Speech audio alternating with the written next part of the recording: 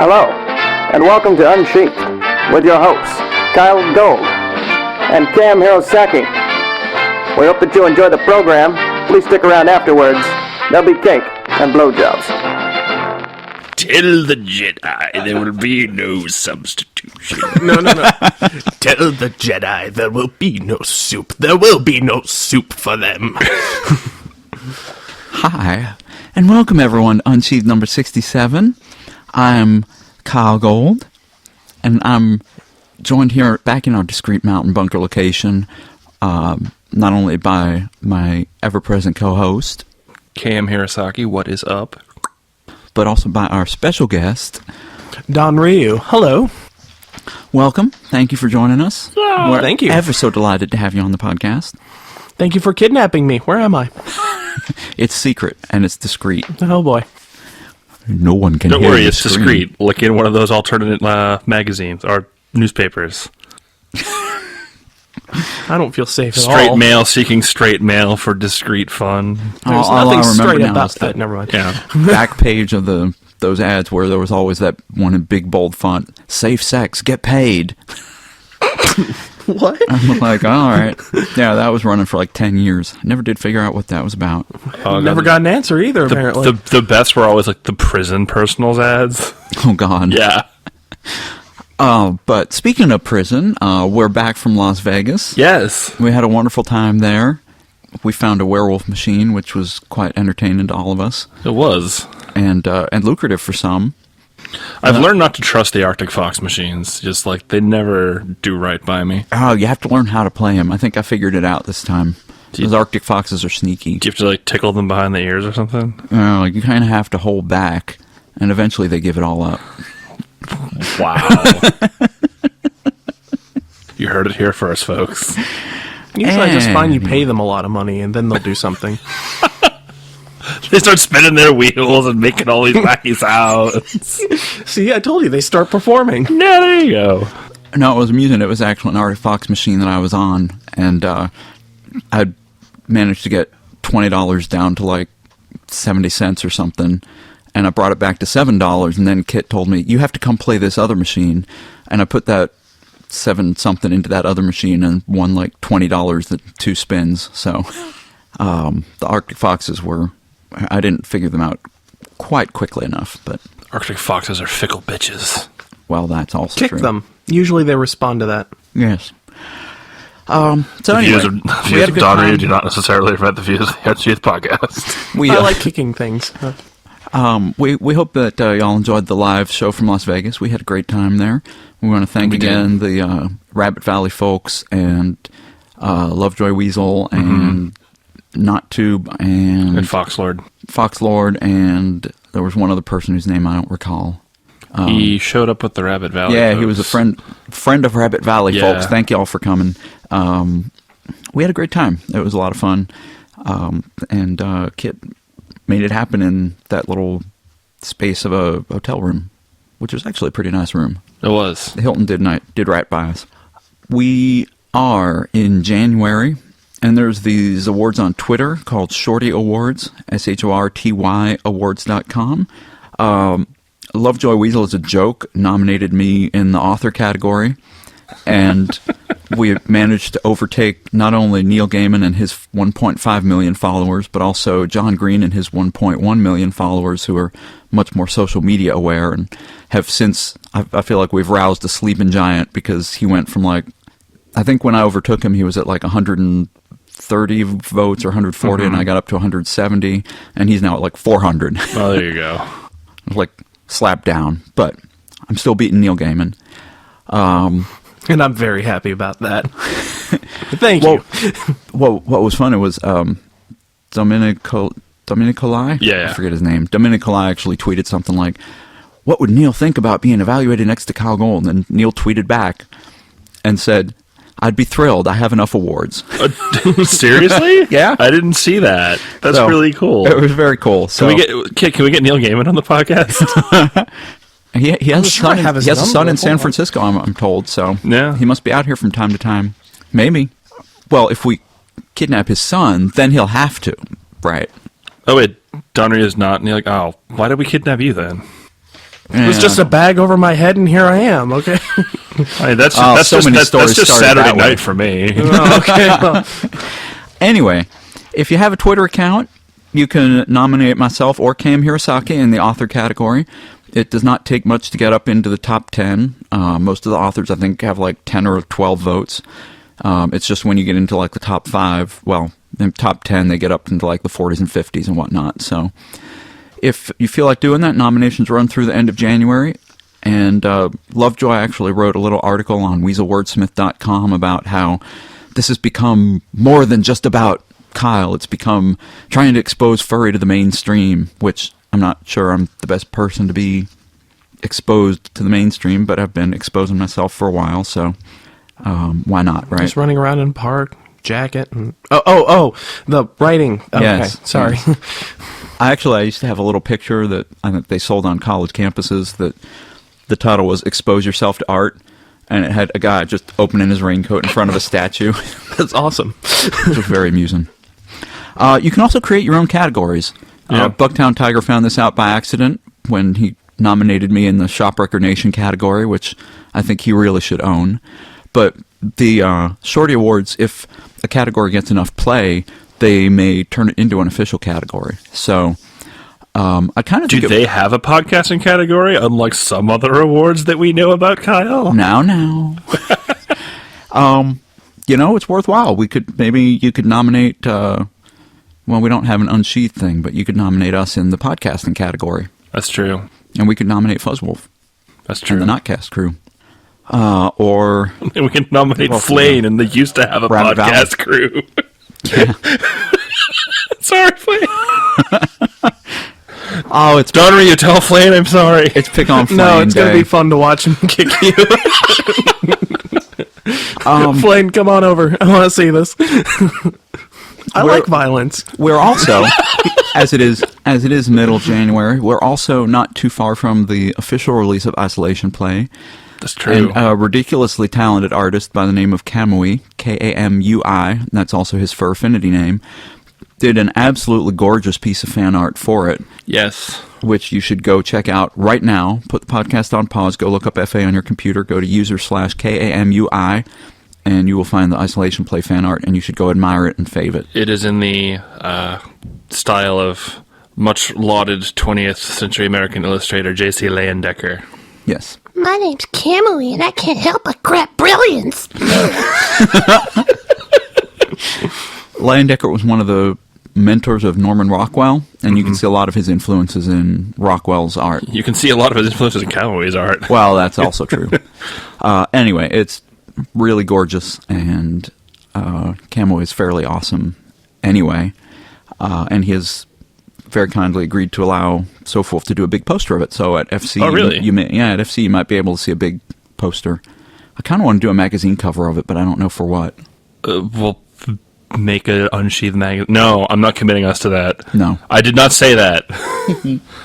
Okay, we can cut this, right? We also have one other thing that we're going to unveil at FC, which I'm my. unveiling for Cam Hirosaki right now. Oh, Jesus. This is never good when he does it. Oh, my God! That's awesome! Where'd you get this from?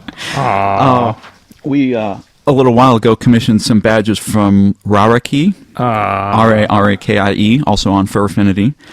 And so she did a little 3-badge set of me and Kit and KM. Oh, my God, I love kids. I mean, I love yours, too, but...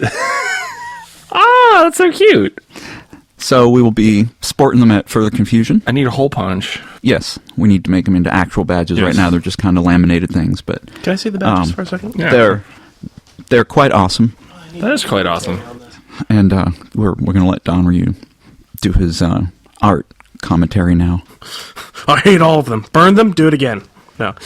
Where did you learn 3/4 perspective? Is that fire? How did he rip a laminated badge in half? I'm Donryu.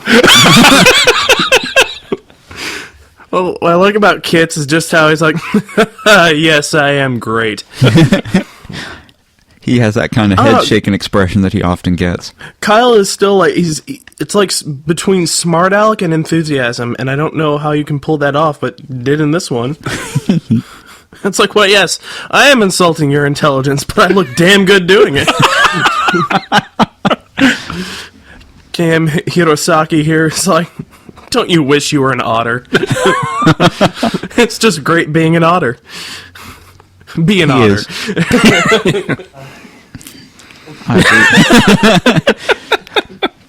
He's still trying to rip. He's still trying to rip him in half. For those listening at home who can't actually see what's going on, why we're all cracking up. I'm ruled by my envy. Yeah, I have a badge.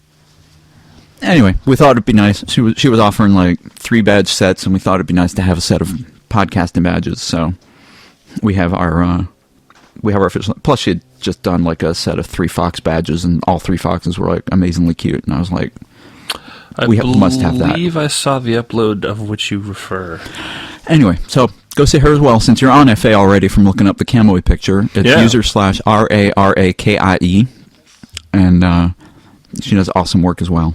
And I'm pretty sure by the time we release this that she will have posted that, because I asked her not to post. We just got him this morning, and I just asked her not to post it today so that you wouldn't stumble across him before we could record your reaction. So now I can tell her, go listen to Unsheathed episode number 67, and you can hear K.M. Hirosaki. Listen to how gaily fabulous he is when he sees this. It is pretty gay-tacular, I gotta admit. Yeah. And speaking of FC, we will be on some panels there.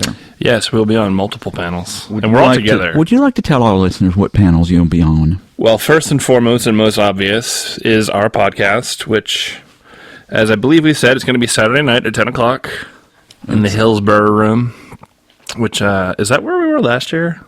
I honestly don't remember. Wow, I don't remember either. I think we were in the Empire room. And actually, I'm not sure that they might not have changed that since then. So check the schedule when you get to the con. But because I think Jacoby posted something today about he was going to be in the Empire room like all day Saturday. And I think all of the he was going to our panels, so he wasn't avoiding us. Yeah, that's where a lot of the writing panels are right now. Right. So we might be in the Empire room. Yes. And as a reminder, we have our special guests. Yes. Go ahead. You can tell them who the special guests I was about to say, does that we have special guests.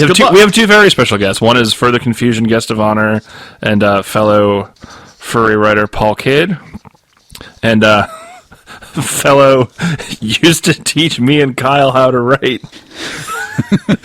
screenwriting master Carl York, which I am still terrified about doing a podcast with Carl.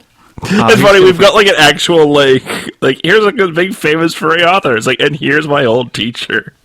And here's actually someone who has, been in movies and written screenplays and read screenplays for many, many years. He's read some of my work that doesn't have animal sex in it. Yeah, same with me. We for some reason didn't turn that into class.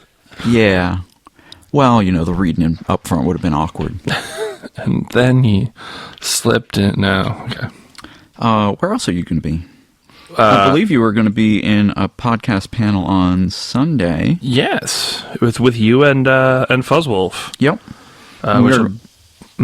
Where we are going to try to tell you guys how to keep putting together a podcast week after week after week after week after week after week. It helps to have fantastic guests like Donryu to bring on board. Yes.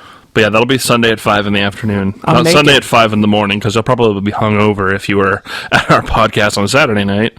And we do encourage people to show up to the podcast and plan to stick around a little bit after, because we always kind of hang out in the room, because usually there's nothing in the room after that. They have booze. I will, at least. We will have whatever's approved by the hotel officially, and I'm not sure what that'll include. But at the hotel. Okay. I will have a thermos full of wholesome, family-friendly beverage. Yes. Wholesome, family-friendly vodka, I know. Yeah. It's orange juice, that's all. And if you're not sick of me and Kyle by Sunday night, at 8 o'clock, also probably in the Empire Room, we have our adult furry fiction panel, where we will actually be talking about adult furry fiction, like we never actually do on our adult furry fiction podcast. We're like the MTV of adult furry fiction writing podcasts. Yes. You tell everyone what's hip. We'll have to start another podcast just to talk about adult furry fiction. Yeah, we're more just like a furry writing podcast. Unsheathed Yes. 2. Yes. Unsheathed 2. Unsheathed 8, the Ocho. If it's kind of sort of about animals having sex, we've got it. Next, we review Earth, the documentary by David Attenborough. Oh my god. On disc number 2, at the 5 hour and 38 minute mark, you can kind of see 2 mayflies doing it in the background. They said mate. Welcome to Unsheathed 2 Electric Boogaloo. I will be doing a bunch of writing panels with a bunch of fun people. In addition to the podcast and the content panel and the adult furry fiction panel, I will be talking about novel writing on Friday at 5. I will be talking about learning to love editing Saturday at 1. I will be reading a little bit from Isolation Play at the Sofa Wolf Presents panel Saturday at 5, which you guys should plan on attending because there's lots of cool stuff in there. Tempio-kun is going to read from his Western... Six is Wild. I was trying to think of how to describe it. Oh. It's like got kind of sort of occulty, a little bit of magic elements to it, I think. Yeah. It's got like that sort of dime novel feel to it sort of thing. Serial adventure kind of stuff. But it's pretty cool. And we're going to read from Ursula Vernon's fantasy, Black Dogs. So that's going to be cool. I'm on a storytelling panel with Rane, Ruckus, and Mish Saturday at 8 p.m. right before the podcast. So if you want a good seat for the podcast, you can come and hang out at that panel. I'm discussing character journeys. How does your character move from chapter 1 to the end, and what does he learn along the way? Sunday at 11. And there's also a podcast panel at 3 p.m. on Sunday, which is going to feature our amazing producer Wolf Kit Silver. And he will be sitting around with Kids like what? and Jayot, and they're going to talk about the mechanics of podcasting. So, you know, how you go from recording Skype to your home computer and just broadcasting it to YouTube how do you go from that to the amazing technical audio rigs that Kit and I lug around the country and that B-Hop has set up in his home recording studio, and Jayot also. So we're going to talk about that. I will probably be at that panel. I am listed as being a panelist, but I am not going to be a panelist because all I know is I talk into the mic and then like a few days later it shows up on iTunes. So yeah. I do have a small question for you. Your storytelling panel with Ruckus and Mish, what will that be covering? Because that's an interesting mixture of people there. The official description is, what is involved in telling a good story? In this session, we'll cover elements of character creation, characterization, emotions, and conflict to help bring life and depth to your storytelling. The discussion will touch on storytelling in comics, art, audio drama, and written form. Well, that would be interesting because one of the things I enjoy about the way Ruckus does her storytelling, at least with her comics, is that she understands how to actually bring real conflict, which can actually bring out real character development. Yeah, conflict is one of the real things that people have difficulty getting into a story, because the tendency when you write about characters that you like is to have things be resolved quickly and simply, and because they don't want to do anything to their characters. I will address this later in the podcast with one of our questions. The other thing is that Mish has a real good tendency to bring that out visually. I love the way, at least when it comes to his comics, that he has a very good sense of composition. Yeah. And he knows how to work a room, at least when he's doing indoor comics, that how to bring that out and bring the weight of the situation without having little to no dialogue. With having little to no dialogue. Excuse me. Grammar's hard. But anyway, that's okay. Sorry. You're an artist. Art. That's me drawing. Donryu is also a storyteller, actually. He's done comics, so he has a good grasp of storytelling and pacing and language and all. Yeah, I got kind of sucked into that panel by Rane, and I think he just wants to talk about telling good stories. And so he does a lot of audio work, and so he's trying to grab people from comics and audio and visual art and writing as well. And I think he just wants us to talk about, what sort of elements we put together in a story. It is real interesting to see the difference in presenting conflict between like comics versus a novel versus just still static images versus audio. So, because while it's very interesting to, what you notice is that in a lot of stories where the authors typically fail is that you have a spectacular premise, but they don't want to do anything to their characters, right? Because they're afraid to do anything to their characters. The thing is like you want to be involved to a point, so there's a certain bit of identifiability, if that's a word.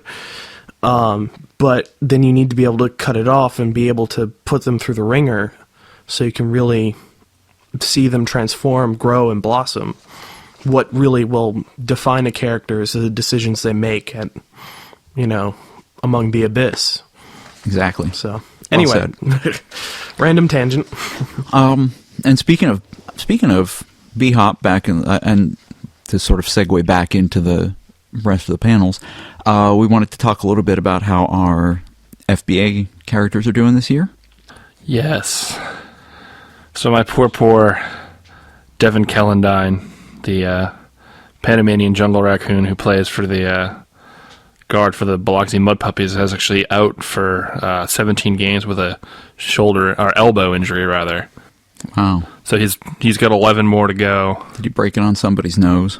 I don't think so, but I think he's too mild-mannered for that sort of thing. All right.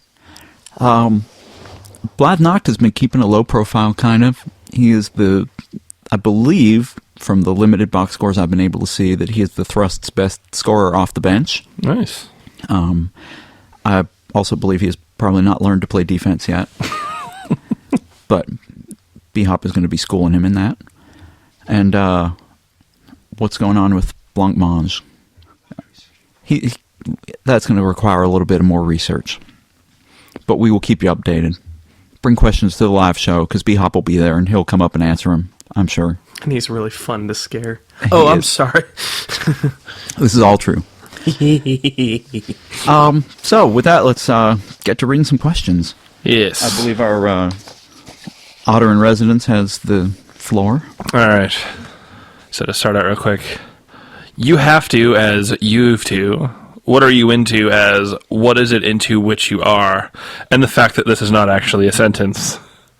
Could you spend some time on the silliness into which the English language occasionally attempts to force its users? I support they as a singular genderless pronoun, but correct myself and others when I see it used improperly. Should we break this up into parts and do it as it Probably. goes? Yeah. I support they as a singular genderless pronoun, too. It's been used that way for hundreds of years, and the only people who yell at you and say that you can't are, grammarian people with sticks up their butts. Heathens. And people who want to create a new singular genderless pronoun. Because also he has been used as a singular, not genderless, but gender non-specific pronoun for hundreds of years. Yeah, and they is kind of if you don't want it to be specifically he. Yeah, or if you don't know the gender of Right. the person. And when you're having a conversation, there's absolutely no ambiguity about what that means when you're talking. Everyone uses it. Everyone knows what it means. Right. That's correct enough for anyone. And in the case of certain entities in the fandom who go by a singular name, it's even more correct. Yeah, there you go. I got in trouble for using it, though, because the person I was commenting on, I hate saying it, but when I met them, I didn't know what gender they were, and I still don't know what they were. So I kept referring to them as they in the comment. And since they didn't speak relatively good English, they thought I was referring to them as they as a crowd of people. So they asked, they? I'm like, yes, you. Trying to keep myself as blameless as possible. Really, in some cases, you just need to come right out and say, okay, look, are you a boy or a girl?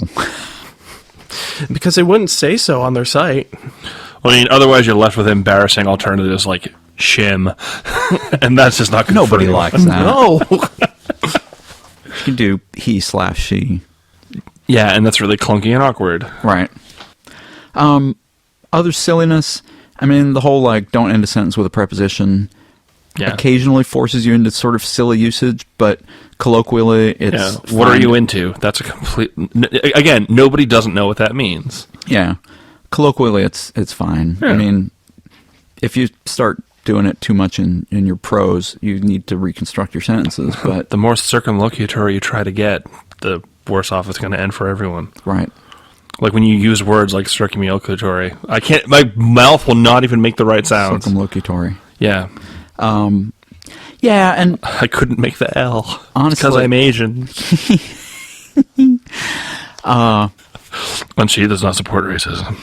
honestly, Delightful, hilarious racism. wow. That's coming up later in the podcast too. Don't worry. You're welcome. And it came up before we started recording too, when Hirosaki was geeking out about Star Wars. Speaking of which, longtime listeners to the show will know one of the things we like to bring up. Drop of the hat. Red Letter Media has released their review of Episode 3, Revenge of the Sith, which is also 90 minutes long, if you want to check that out. It is probably a better use of your time than seeing the movie. Yes. Yes. It is. There's other silliness, but I think that's also one of the beauties of the English language is Yeah. that you have these weird constructions, and colloquially people kind of make their own paths.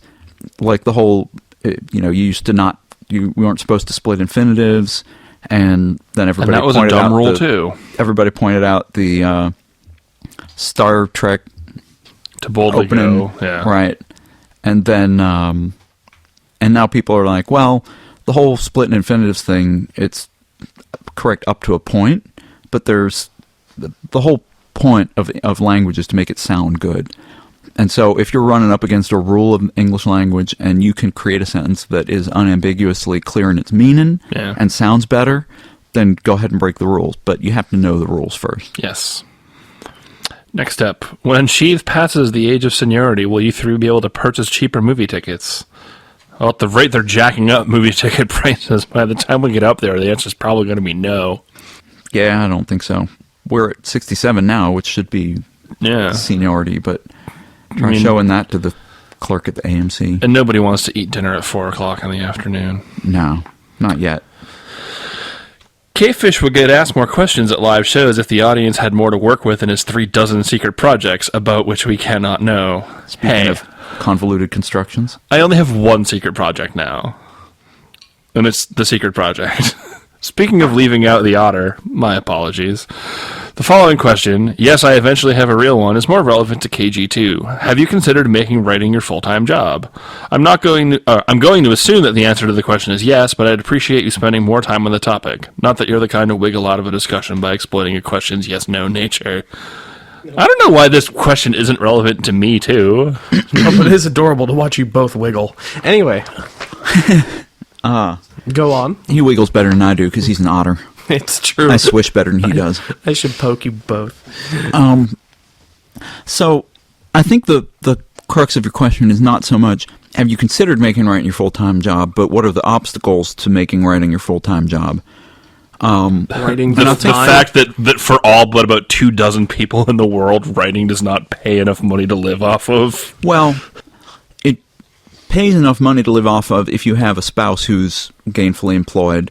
I mean, a lot of the people I know who make writing their full-time job either live under the aegis of someone else's roof and, writing pays basically for, like, grocery money and rent and not much more. Yeah.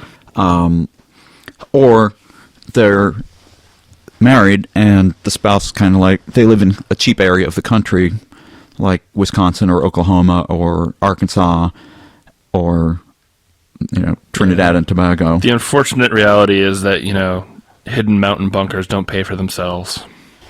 Yeah, we live in an expensive part of the country, and the trade-off for that is that we have to have real jobs that pay salaries that people in this part of the country can expect to live off of.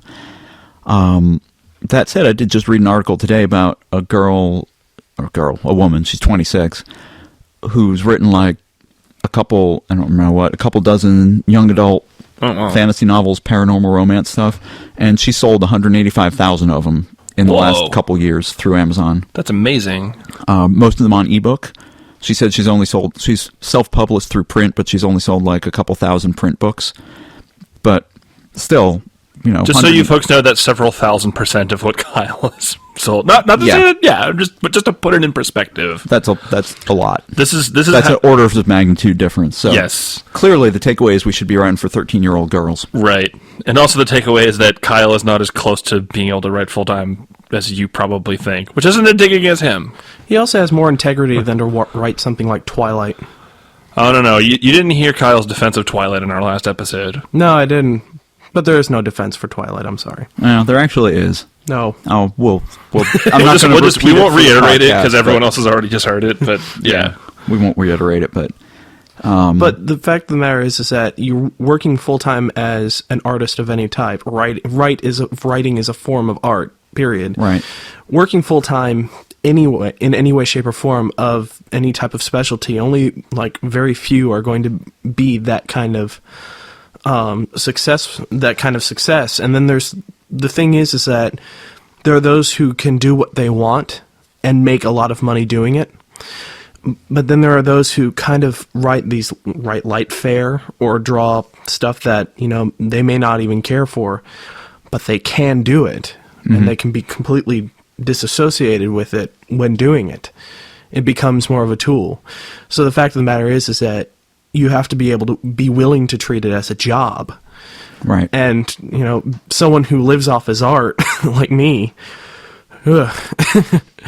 waking up every day and then spending a questionable amount of time between like 8 and even sometimes just the entire day working on art and just trying to make sure you meet a certain quota every day. And then trying to be not as involved, but still trying to continue to become better at the same time. That in itself is a challenge. So at some point, like if you realize you can make it an equitable thing, and writing, with very few exceptions, is not necessarily very equitable. It's fun, and it's an art form. You have to have that self-discipline as well as that drive to push it to that level. Right, and one of the cool things about the fandom is that you can have artists because, not to say anything about the relative merits of art versus writing, but you can turn around a sketch in a week and get paid within a week. Mm-hmm. For me, it takes me roughly, plus or minus some months, a year to write a novel, and then the money from that novel comes in not until like many, many months later. So right now, to be honest, the ebooks on Amazon, I'm getting them up on Barnes & Noble. I'm hoping this month to get them up on a couple other sites that would provide me with money. This woman who sold 185,000 books did it mostly through Amazon and Barnes & Noble, so I feel like I've covered the major bases right now. I kind of feel like if I had maybe 3 or 4 times the sales that I have now, which is not too bad or not too much of an unreachable goal, like if I just write more novels and get better known and people keep downloading them, and they seem to be sustainable, or like they're consistent across several months, which I wouldn't have predicted, then, Kit and I might be able to talk about me scaling back to part-time or even taking a few months off to try to get some more things out the door. Yeah, but I mean, like, as it is now, if you were to try to, like, hash out, like, how many hours Kyle puts into writing a novel and versus how much he gets paid for writing them, he's probably better off working at Starbucks. Yeah. Like, then I'd get free drinks and I wouldn't be spending all the money at Starbucks, and too. You'd get money on a weekly basis. Right. But Kyle doesn't actually work at Starbucks. I am kind of working towards that goal. Working at Starbucks? Yeah, I aspire one day. He spends enough time there. I've talked on my live journal about the werewolf novel I sent off to the publishers. I haven't heard back from that yet, but that's something that would be suitable for the mainstream and a different audience. And, I might just, if it doesn't get picked up by these publishers, I might send it around to other places, or I might just put it up on Amazon and say, hey, here's a novel. It's different from, it's not like super furry, it's a werewolf and it's straight, but, what the hell, it's a fun adventure, and maybe people would like it and see, what revenue that brings in. A couple of the other projects that I'm working on now are trying to get short stories and other novels out into other venues. So, the more I get my name known, the more I get my work out there, the more work I have for people to buy. the more, it's not impossible that in, 4 or 5 years, I would have enough work out there to where I could sort of step back and say, all right, the ebooks are bringing in a predictable monthly income, and I can just step back and try to write some novels. David Sim, author of Cerberus, actually did write something in regards to that about him finally breaking off and doing his own thing, because he was also doing commissions for a number of years, and he could charge a lot, but he still hated it. Right. But the thing is that he talks about how you need to be able to you need to have something out there that's making you money while you're not necessarily working. Yeah. And being an author, being an artist, I can turn around, really good sketches within the course of a week easily. Mm-hmm. But the thing is, as an author, what you do is like, you have to rely on that and just waves, hopefully, of income. That's kind of the thing, is that you're very, like any given business, you're subject to the response and the likes and dislikes of the public itself. So you can't necessarily, you can put in a lot of what you want, but you also have to try to incorporate your crowd too. Right. Or everyone, period. And the benefit, though, of writing versus art is once you get paid for your sketch, it's done. But I can put a book up on Amazon and have 100 people buy it over the course of a year, and people can just keep buying it, and I don't have to do anything for that to come in. So that sort of in the long term, that makes things a little more rosy, I guess. I don't know how I'll to say keep it. staying up till 5 a.m. drawing. Yeah. I should revisit my idea to like TS with people for money, although the legality and ethics of that might be questionable. Well, hey, it's Herms are extra, sorry. I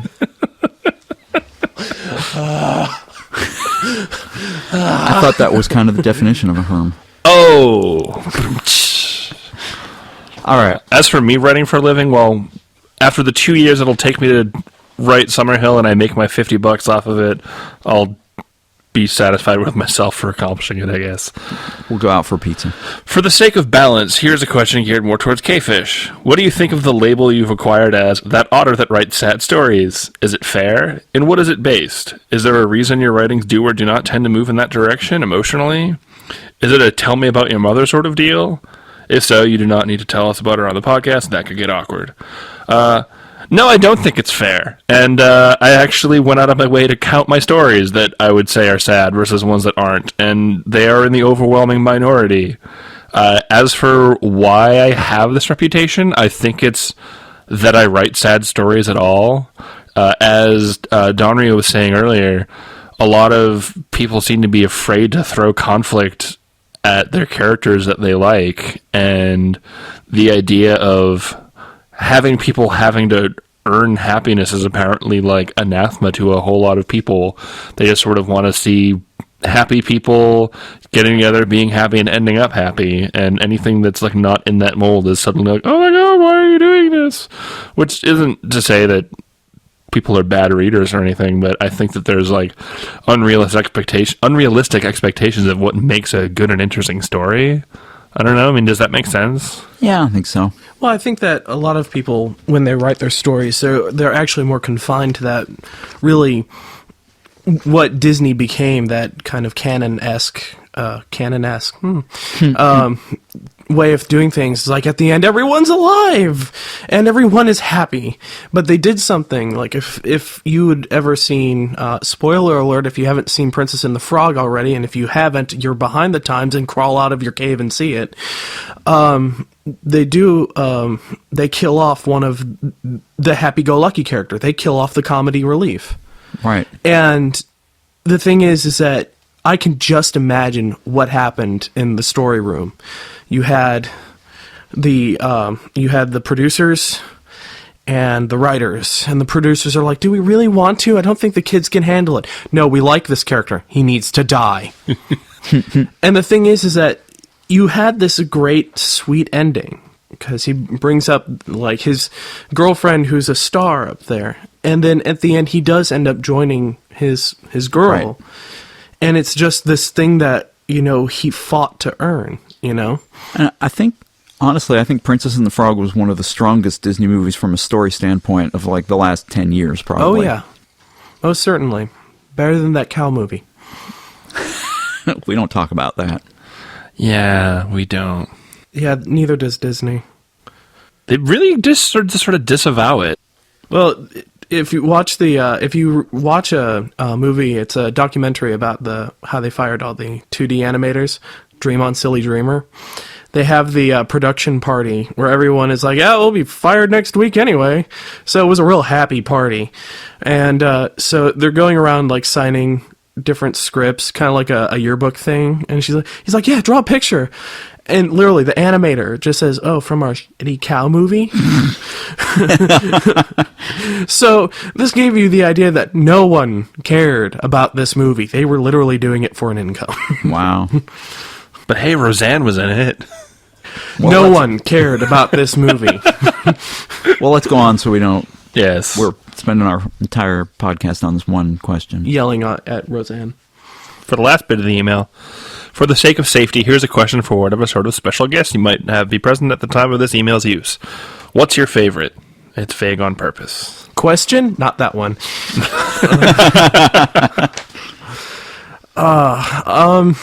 My favorite. Well, it's a cross between mac and cheese and the color blue, to be honest with you. Ooh, that is a tough one. So like blue mac and cheese? That could be tasty. George Carlin taught me never to eat blue food. Blueberries? They're not blue, they're purple. Shut up. Keep up the great work, all sincerely, Whitfox. I was halfway through listening to episode 58. Yeah, so I don't think he's gotten to your breakdown of your stories yet. No. All right, thank you for the email. Hello there. Insert clever name for you and eventually any guests. As I'm starting to write this, I just finished listening to episode number 57, where you ended the podcast with saying, if anyone is out there from a country we did not represent in this show, please write in and say hi to us. Well, I'm from the northern parts of Norway. Hi. Hi, Norway. Hi, Norway. I speak a little Swedish. That's not the same. No, they're close. While I'm not a writer, nor have I read any of your writings yet, I still very much enjoy hearing you talk on the podcast. I don't listen to your episodes as soon as they put up, but rather let some of them, about 4 to 7, build up and then listen to them while drawing or playing games. For example, I've just listened from 55 through 57 and plan on listening to 58 and 59, which is the latest episode right now. I believe I've heard one of you, or both, say that you listen to other podcasts. Do you listen to the episodes as soon as they're out, or do you wait and let them build up? On another note, how do you handle emails that are sent to you? Are you grouping them together with other emails that have questions with roughly the same theme, or do you answer them chronologically as they arrive? Keep on doing a great job with the podcast. Kyokaji Shogu, also known as Thoror. Kyokaji Shogu on FA. That's an interesting question. Well, That is I can a answer name that is made of testosterone. I can answer the email one. We do attempt to group them with other emails with sort of roughly the same theme. Yes. That We have a little isn't labeling always, system that Kyle created. yeah, it isn't always evident because people will ask like, Bad and hey, good. Kyle, how did you and K.M. Hirosaki meet? And also, my novel is currently 386,000 words. Is that too long? So then I either have to put that into like a personal category where we talk a little more about our own lives or into a novel writing category. And either way, we have a little bit of variation. So, but I don't know. As it happens, I wrote a 367,000 word novel on how me and Kyle met. It's called Otter plus Fox equals awesome. As far as podcasts, The question is, I try to listen to them as they come out, but I often end up with a backlog built up and then need to play catch up. I am, however, caught up on most of them now. The holiday season was good for something, and that something was letting me listen to podcasts because they stopped producing for several weeks, and so I was able to catch up. yeah, I usually let them build up. It's not worth going into all the technical details, but I don't currently have a working iTunes installation on any of my computers anymore. So, You know you can fix that, right? well, so far, I know there are other programs out there, but so far the only way that I know to fix that is by installing iTunes, and there's a reason I don't want to do that on a lot of my computers. Okay. So, yes, I'm aware that it is fixable. Don't be mad at me. I'm going to look at this pretty picture. But, Oh. But anyway, that plus slight changes in my workout routine mean that I don't really have the time that I used to have to listen to podcasts. So right now I'm letting a lot of them build up, and I've not listened to any of them in probably several months. Do you listen to podcasts, Donryu? You're going to hate my answer. No, not really. We're pretty sure you don't listen to ours. I don't listen to really any. Not because that they're not interesting. They are. I just forget that they exist. Kind of like how I keep forgetting TV exists and Facebook exists, and I go back to TV and go, oh, that's right, there's a show called House. I love this show. Or I go to Facebook and I go, that's right, I have an account. Who are all you people? So it's not that I don't like them, I just forget that they exist, and I'd have to go through a whole different thing within my work routine. Yeah. I'm sure if I incorporate, because I'm working all the time, if I incorporated them in my work routine and listened to them while I drew or while I was painting or anything like that, yes, I would be listening to them, but I barely have time to read the mountains of books that I have right now. Yeah, so, yeah, kind of same with me. Tangent. It's actually a lot easier for you to read them while you're drawing than it would be for me to, or for you to listen to them while you're drawing than it would be for me to listen to them while I'm writing, because... Yeah. I can't pay attention to listening to something and while I'm doing something else. Like, I need to be driving or something to listen to podcasts. I can have stuff on in the background. Yeah, but not something I'm trying to pay attention to. But yeah, I tried a couple times listening to Notcast while I was working, and either I would sit there and not work for like 15 minutes at a stretch, or I would get involved in my work, and then I would realize that the Notcast had run through 20 minutes, and they were like, ha ha ha, dongs, and I was like, what? No, I'm like the worst at multitasking because, like, I could be talking on the phone and then typing to someone online, and then someone could ask me a question on the phone, and I'll answer that question while typing to someone in the middle of, like, say, some random RP. Awesome. Pets you on the head. No, I won't be in Kansas tomorrow. Oh, Donryu, you're so romantic. Hey, what are you doing? About 6 o'clock. What are you doing? I'm talking. I'm not on my computer. Hey, Donovan, do you think you could be at that meeting tomorrow? Strokes your tail. What? Strokes your tail. I'm sorry, I said that totally wrong. Strokes your tail. Oh, okay, now I understand. All right. Asterisk and moans. We saved the longest letter for you to read, Donryu, because you are a special guest. The longest letter, or is it just the... Do you mean this one right here? Or yes. This one? Oh, it's all one letter. It starts with the deer and it ends with the Idaho. So you get to read all of it, and then we'll talk about it afterwards. Well, as you don't mind if I get into whatever character I decide to. We do not have any control over that. You were actually counting on this, weren't you? We thought that you would give the letter the dignified and attentive reading it deserved. May I have a sip of your water there? Yes, you may. Thank you. I don't see why you need to unfasten your pants, though. Trust me, I can't read well unless I'm reading naked. Well, he's going to be reading for a while. I got nothing to do. Yeah. Dear waggy, sexy foxbutt, Mr. Kyle Gold, and slippery, sexy otter butt, Hirosake Sensei. Apparently, you're Matthew Patel. I'm dancing while I'm doing this. I need applause. Did you get my email? Didn't you read my email? Before I get into my question for your wonderful podcast answer, I just thought I would illustrate how much I appreciate you two taking the time out of your lives to do Unsheathed. Ever since I discovered the podcast, I've been listening quite faithfully every time a new episode comes out, as well as catching up on past episodes. I would tell you what episode I'm on, but I watch them out of order. I'm sure he's meant it like that.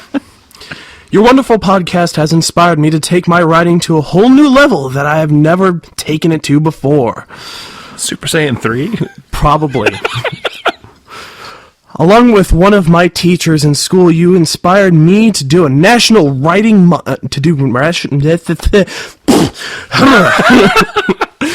to do National Novel Writing Month, apparently of which I never took part of because the English language is really hard for me.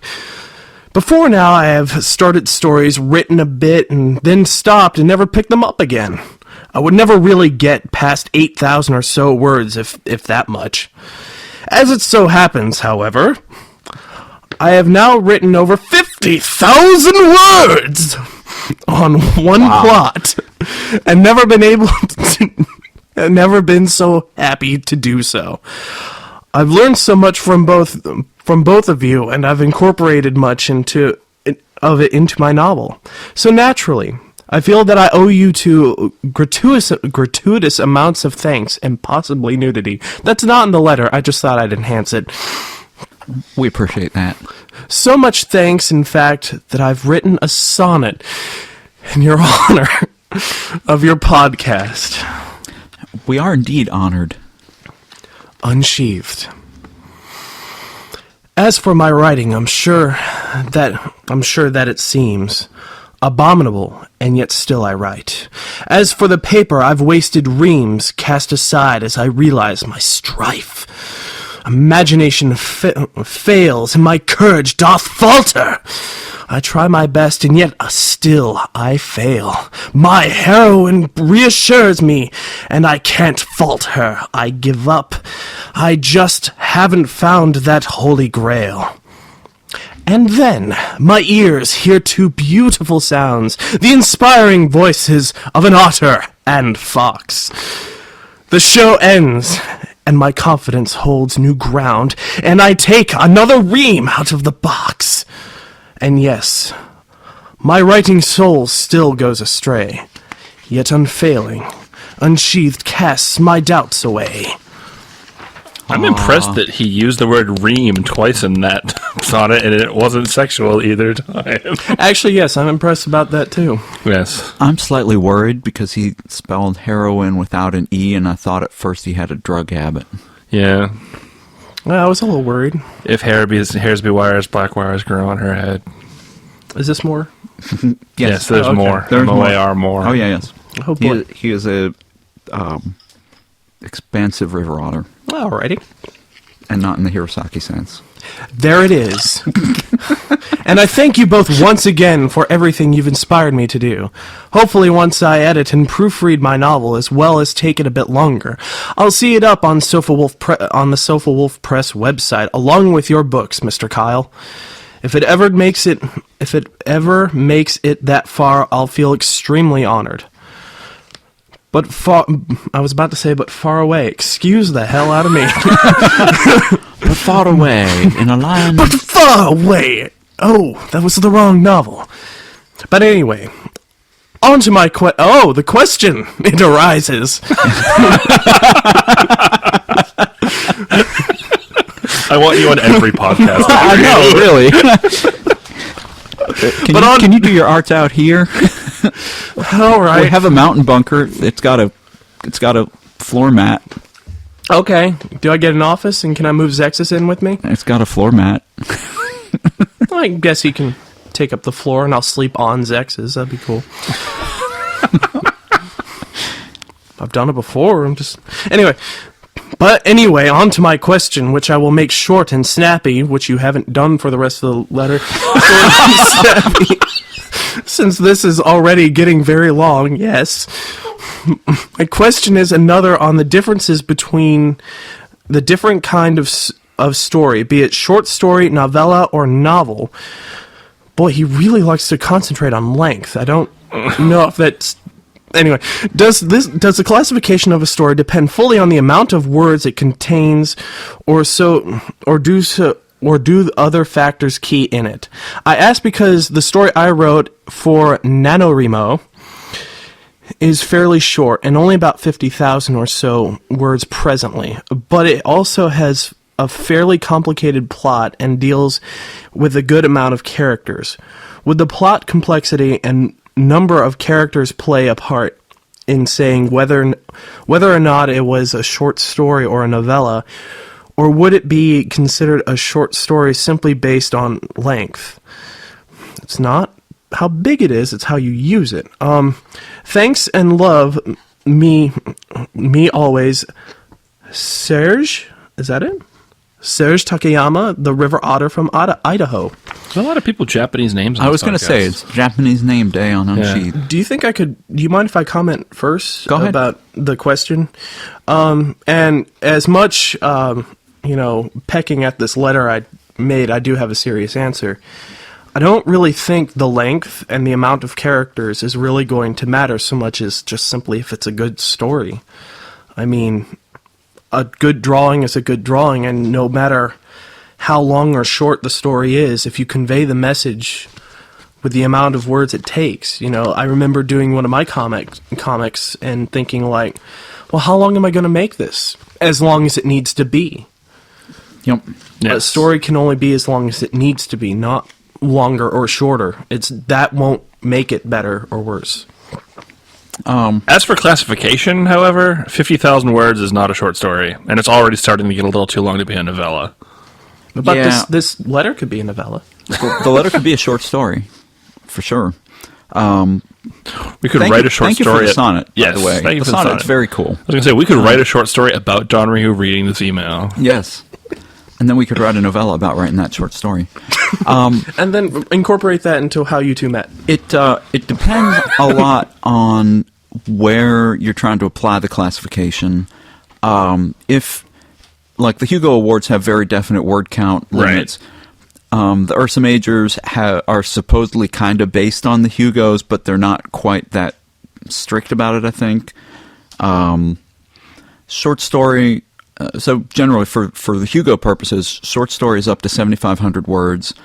Novelette is 7,500 to, is it 12.5 or 15? I think it's 12 and a half. It's 12.5. And then novella is 12.5 up to 40,000. And a novel is anything over 40,000 words. Yeah. Generally, if you're looking to talk to a publisher and you want to publish a novel, they will want something, I think 50,000 is probably the minimum that they would publish as a standalone novel. Yeah, the distinction is, novelette is not really a category that most people use. Yeah, not and really. it's, honestly, if you're at the 10,000 word mark, I'd call that a long short story. Right. Or short novella.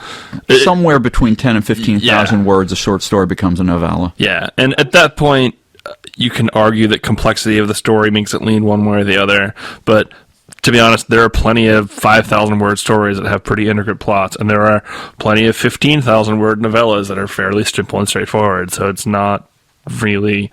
I mean, the short answer is, yeah, it does kind of just depend on word count, but the actual definition cutoffs is a bit fuzzy. You have leeway. And it depends on where you're trying to apply the classification. If you're trying to fit it into an Ursa Major award category, 50,000 words is going to be a novel. Yeah. If you're trying to get it published, as part of an anthology, anthologies may say we want short stories up to 7,500 words, or we want short stories up to 15,000 words, or whatever. So I know that the Heat, their suggested guidelines cut off at around 8. They want between 3 and 8,000, I think. Right. Which, with exceptions made for exceptional stories, but... See, thank you for answering that question, because I thought a novelette was like a female novel. It's an unmarried female novel. Yes. No. Otherwise, it's a novelist. Otherwise, it's a novella. I was going to go with novella, but noveless is better. But one of the things that I would mention is that don't limit yourself to just being. And I'm not saying that you yourself rely on this. It's just don't rely on various awards or anything for validation that you're a good writer. One of my favorite directors, Robert Rodriguez. You would probably know him from Grindhouse. That's the name of the movie, isn't it? Yeah. And Sin City. He works alongside with Quentin Tarantino often. He did Machete. He did Machete. But the thing is he does the movies he wants to do. But he's also, if you really look at his movies, he's a great film director and a great storyteller. He just does what he wants. But the thing is that due to some technicalities, he cannot win an Oscar, no matter how good the movie is. Sin City could have been nominated, but because of whatever various stipulations, he wasn't part of that guild. So he wasn't able to win, the Oscar. So he couldn't even be nominated. But the thing is, he's still a great filmmaker. You can be a great writer. It doesn't matter what awards that you do win or don't win. Right. Just simply just do what you want. Write the stories you want. As long as your stories are meeting your own standards of quality and you're happy with the stories you're writing. I mean, if you want to, as we said earlier in the podcast, if you want to have a huge fan base, write romance stories for 13-year-old girls. Yep. Yeah. Or Harry Potter fan fiction. Right. Or anime fan fiction. But anyway. Or Harry Potter anime crossovers where he meets the cast of Naruto. I think the last two questions have kind of shorter answers, so let's get through those. And Sure. No, I want to read the sonnet again. Excuse me. No. you can read it again at the end in a different voice. Hey guys, let me start out by congratulating you, Kyle, on Isolation Play. I have my copy pre-ordered and I'm excited. Probably nowhere near as much as you are, but excited nonetheless. I've actually started rereading Out of Position in preparation. Why couldn't I have been a furry when I lived in Northern SoCal? I don't know if that's and or there. I like the idea of just an area called North SoCal. I think it's called SLO. Actually, technically, it's the Bay Area, but Yeah, we're NorCal. we're Southern NorCal. In spirit, we're NorCal. Thanks for getting my name out there for editing during the lightning round. 2 people have come to me already. I'm looking forward to reading all this wonderful work. Awesome. On to the question. I have been in the fandom for about 9 months or so. I have a persona, and I 10 by now. and I bought my first commission earlier this week. That made me rather excited, and you just can't hide it. But I still don't have what I considered a proper name. I got a baller name from B-Hop earlier this week. Number 9. Ooh, number 9. No, is it number 9 or no 9? I don't know. I like no nines. And I have a name for my persona in writing. David Thompson, kind of a throwback to older times, Tom's son. But I don't think new fur will always be applicable. One would hope. Heck, I don't consider myself too new anymore. I was hoping I could get some insight as to how you two came up with your writing handles, or however you want to word them. I'm trying to think of something interesting for myself, but I don't want to ask for straight-up suggestions. Well, not like Pyro, then. Anyway, y'all think you can maybe it help? was Pyro's experience that discouraged him from asking for straight-up suggestions. Maybe. I also have another guest who are Friendly Otter's initials. Why is friendly in quotation marks? Either he's being sarcastic or he thinks I'm a slut. Moke. You're quite You are not a frog, but it is also Tsugaru-ben dialect, and it ends with an M in Romaji, or it begins with M in Romaji. How did I do? If I'm wrong, can I ask one question regarding the M? Is it in English or Japanese? If it's the latter, standard Japanese? I don't know why I'm tripping over this so much, but I feel I must know. I will point out that all of the guesses I've gotten for what the M is have been Japanese words. And if you listen to the original podcast where I say what it stands for, I never said that the M is Japanese. I'm not saying that it isn't, but I never said that it is. And I find it interesting that's what all the guesses have been. Thanks for your time, guys. Keep up the amazing work, both in podcast and writing new fur. Honestly, I don't it think it's- amuses me that people lose sleep over that. Yeah. What does the M mean? I don't think I don't think it's all that inexplicable, given that the K is Japanese and your last name is Japanese. I think it's a pretty safe assumption for people to That's a make. good point. But, like, Japanese people don't have middle names, though. Well, They just don't. So it's Matt. No, it's... No. Oh, I got this wonderful look of disgust. Well, it's funny because, like, AM. all right, well, I can lead into his other part of the question of where my name comes from. Well, he mentions, the Tsugaru dialect in that region of Japan. Hirosaki is a city from that region of the country. Ta-da! Well, there you go. Kyle is a name that I think I've said before. I just kind of came up with. I don't really know where it came from. There's a sketch that I've got in some old box somewhere that a friend did of a kind of sexy looking fox, and I, for whatever reason, wrote Kyle underneath it the way it's spelled. And then when it came time for me to, it was actually like not too long after that, it was a couple years after that, or a year or so maybe, that I was like, hey, I'm not sure I want to post this porn story under my real name. And Kit and I talked about it, and that sketch of the fox was floating around, and it seemed like a natural fit because he, of course, he was a sexy fox. He would write naughty stories. And I think I picked gold out of the phone book, but I like the connotations. It's not like a Semitic thing. No. Dude. What? I'm trying to bring hilarious racism back in for you, Donryu. I'm not saying I'm not hilarious. Jewish, but I might be kosher. You are not kosher. Hey, I don't mix meat with. Never mind. Yeah, don't good way don't to end finish that, that. Donryu, how did you come up with your handle? Here's a better question. How do you think I came up with it? I think you were an anime fag, and you kind of turned your name into an anime fag name. Boy, that was really accurate. Why hide it? There was no awesome novel name behind it. My email address is like Donryu because I haven't really found a reason to change it. Dude, the email is like 12 years old. No, like I took my my real name Donovan, and I was like, I know, I'm going to be cool. I'll eliminate the end of my name and then replace it with the Japanese term for dragon, Donryu. It's creative. And then I looked it up on Google, and it's an airplane and a type of food and whatever. But anyway. It's also kind of difficult to pronounce. Yeah, people have been calling me Donryu, and they go up looking for like a kangaroo. Or something. Donryu. But my friend Thorne, I got to meet at in Atlanta because she knew the animation teacher I knew, and both of us taught her. But anyway, she drew a kangaroo version of me on a whiteboard, and it was hysterical. But it's just Donryu, and I have no real association to that name other than like, well, I don't really feel like changing it. You have to rebrand yourself. Well, the thing is, that's never really mattered. I keep producing artwork, and the name is just something so that you know where it's coming from. So the content is always justified by the person, not the name.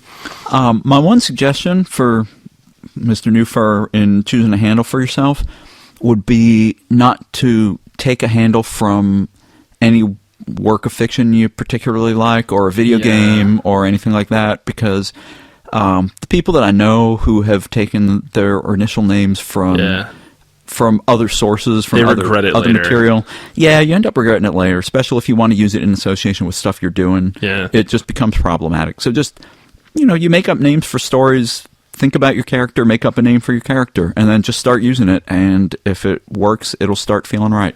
No. Actually, so he doesn't say what his persona is, like what species. No, I mean, if he wants a name, we'll send us your species and some details, and we'll make up a name for you. You can join the ranks of the Fenrir's. All 1,200 of them. I think he's a mouse. Really? I think so. Aww. A mouse or a rat. I can't There remember aren't what. enough But I mice think and he's. rats. No, what I you agree. want to do is take any We one have of a the foos Dragon rat, Ball but Z that's about cast it. names, start that, and then just take a stereotypical furry word and then apply numbers. So, Goku Mer 42, and that'd be your name. It'd be great. The next time I need a screen name and a story I write, I'm using Goku Mer 42. Don't take that name because honestly, your lower appendages will fall off just by having that name. Your body will reject you. We have a foos rat and we have a Nicodemus rat. We Those do. are 2 rat listeners, and there might be more. Yeah. But I think he is. Anyway, send us another letter. We'll come up with something. All right. One more, Kit. All right, one more, small. Yes. Oh, this is small. This is from Theorian, reporting back as per requested, probably many episodes ago. Yes. He writes, I somehow knew that Don't Ask wouldn't save me from having to explain the situation, but I by no means mind giving you the details. Now, I will be perfectly honest, I'm like 18, so my friends and me, as you'd expect, mostly talk about pretty much everything that has to do with sex. We're not 18 and we still do that. Yeah, honestly, you don't grow out of that. It's so fun. We've been having this ongoing discussion on whether if you could go back in time and have sex with yourself, would it be considered gay or masturbation? Majority of my friends are at least bi, with the occasional straight boy, my best girl's date, but even one of them said if he could go back in time, he would indeed do himself. That's pretty much the gist of the situation. Oh, and just for the record, we still haven't reached a conclusion to this, and I don't think we ever will. Feel free to contribute. I would gladly like to hear your opinions on the subject. Oh my god, this question will never die. For the record, I would say it's gay. Do the balls touch? Because it's not gay unless the balls touch. Well, I don't think it's masturbation, because unless you're actually feeling it in both bodies at the same time. Now you're thinking with portals. That was going to come up. I foresaw this happening. I knew this would come up. Portals would happen. I'm sorry. So that's my ruling. What's your ruling? I'm actually going to say it's gay. You're performing a sex act on another male, it's gay. Even if it's you, it's still gay. Or another person of same gender in the case of the girls. Oh, true, yeah. Donryu? Well, if you're on the bottom, it's gay.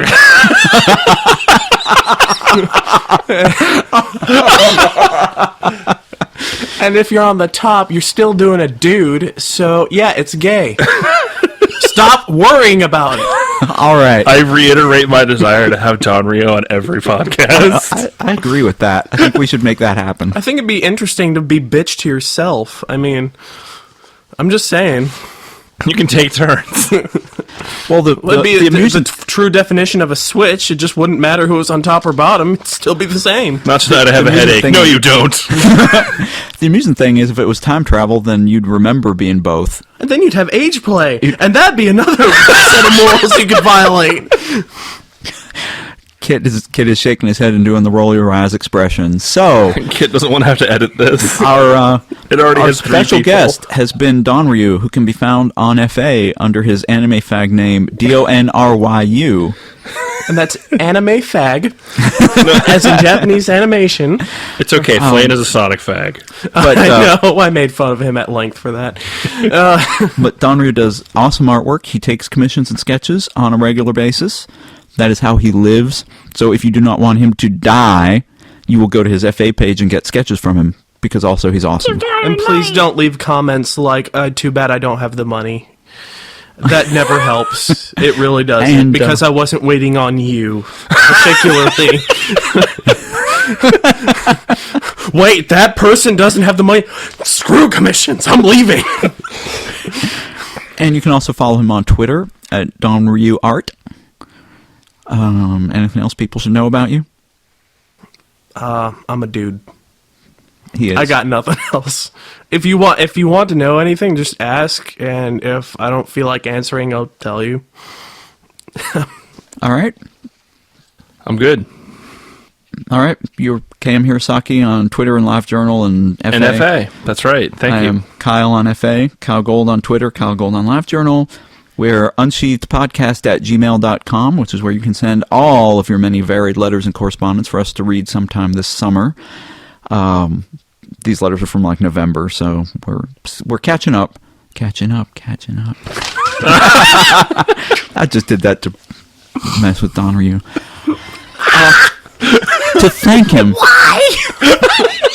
For coming on our podcast and making it so lively and entertaining. Thank you all for listening. Thank you for writing in your letters. We love you all. Thank you again for the sonnet. Good night. Keep writing.